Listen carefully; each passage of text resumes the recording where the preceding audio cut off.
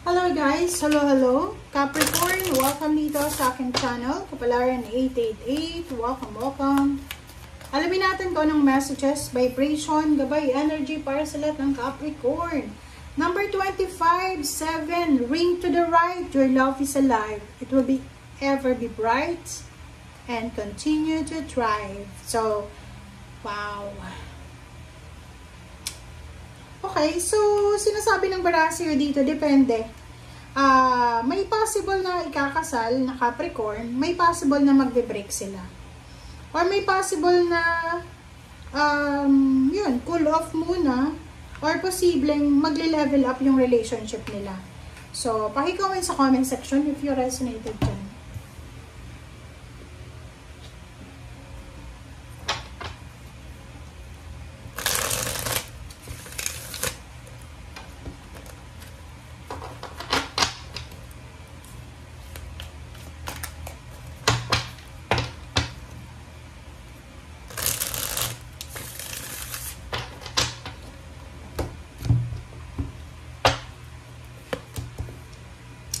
Okay, Wheel of Fortune, 10 of Earth, 7 of Air.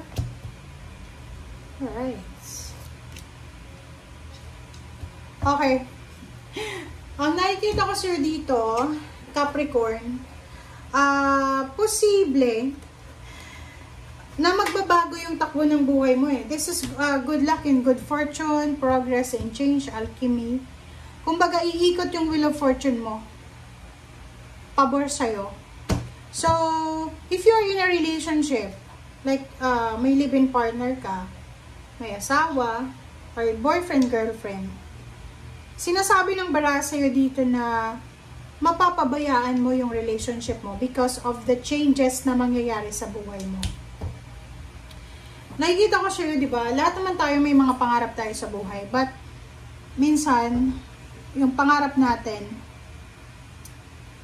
hindi natin nakukuha because meron tayong focus na iba. So, sa'yo, siguro sa ngayon, habang nanonood ka, ang focus mo is relationship.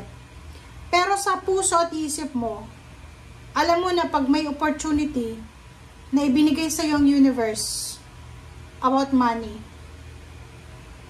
yun yung magiging focus mo na, hindi na relationship. So, dito sinasabi na ihanda mo ang sarili mo, Capricorn, para sa good luck na posibleng darating sa buhay mo, good luck, good fortune, progress, or pagbabago sa kung ano man, especially sa money.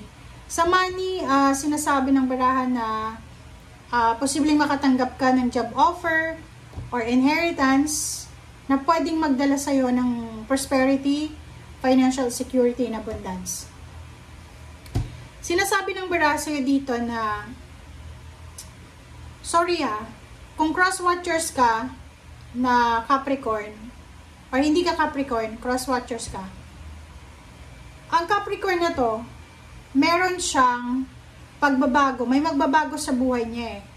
It's either she's living with someone na, how many years na? 3 years, 4, 5, 6, 7, 8, 9, 10 years. Pero, hindi sa hindi sa pagiging traidor, but, makakatagpo etong Capricorn na to ng bagong magpapatibok ng puso niya. Yung Capricorn na to, yun nga ang sabi ko dito, posibleng may magbe-break tapos may magpapakasal. So, pwedeng maghiwalay yung mag-live-in na to or mag-boyfriend-girlfriend na to and bigla siyang magpapakasal sa taong papasok sa buhay niya. Yung taong to na papasok sa buhay niya ay nagpa-promise sa kanya hindi lang ng emotion, kundi ng pera. Kumbaga yung taong to na papakasalan mo, kung ikaw ay in a relationship ngayon, like boyfriend, girlfriend, and live-in partner lang hindi kasama dito yung may asawa. Ibibigay niya yung emotional and financial fulfillment, happiness, prosperity, love, family, blessings na pinapangarap mo.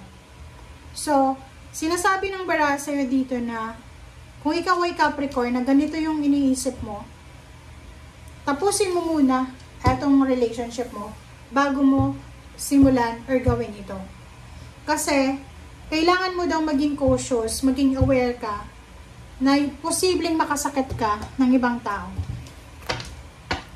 Pero, yung Wheel of Fortune na yan, hindi naman yan papasok sa buhay mo kung hindi yan nakatadhana para sa'yo. Isipin mo yun. Kaloka yung mga message sa ngayon. Binabasa ko lang Bakit ganun? So, sinasabi ng bara sa'yo, maybe this is temptation. Temptation ba yun? Parang ganun. If sabi ko nga sa'yo, maybe you're in a relationship, boyfriend, girlfriend, live-in partner for 5 years, 6 years, until 10 years. Tapos may papasok na relationship dito. O offeran ka ng kasal, o offeran ka ng pera, mayaman siya, happy family, diba? So, sinasabi ng bara sa'yo dito na kailangan mo daw kumalma. Kailangan mong kumalma. Huwag masyadong excited. Bakit ganon? Sinasabi ng bara sa'yo dito, Capricorn, huwag masyadong excited sa ino-offer na to. Maging aware, maging cautious sa consequences. Maybe this is just a temptation. Kalmahin ang iyong puso, ang iyong isip. Huwag masyadong excited. Wow. Tapusin muna daw. 'Di ba? Tapusin mo daw muna. Kailangan mo munang i-end yung first relationship mo bago ka tumalon sa bagong relationship. Balanse sa pera. Sinasabi ng bara sa'yo, mag-iingat ka. Kasi baka, minsan, 'di ba, yung kumikinang, yung nag-o-offer ng pera, ganyan-ganyan, hindi naman yung totoo. So, just para temptation, para i-lure ka.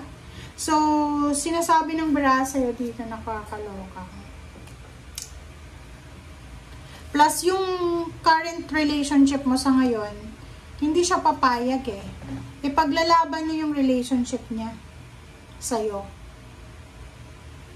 Tingnan mo nga naman.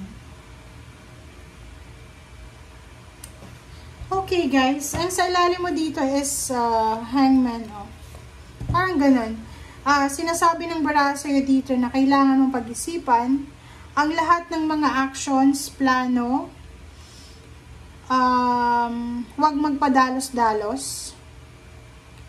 Talaga namang makakasakit ka. Pero yung advice sa'yo ng baraha, bago ka tumalon sa bagong relationship, make sure na tapos na yung kasalukuyan mong relationship. Ang purpose mo dito is money. Kaloka, bakit? Milyonaryo ba yon? Eto. Kalma. Kailangan mo daw kumalma. Kasi baka temptation lang siya. Di natin alam. Ikaw lang makakaalam nun. So, comment down below if you resonated. Bye guys!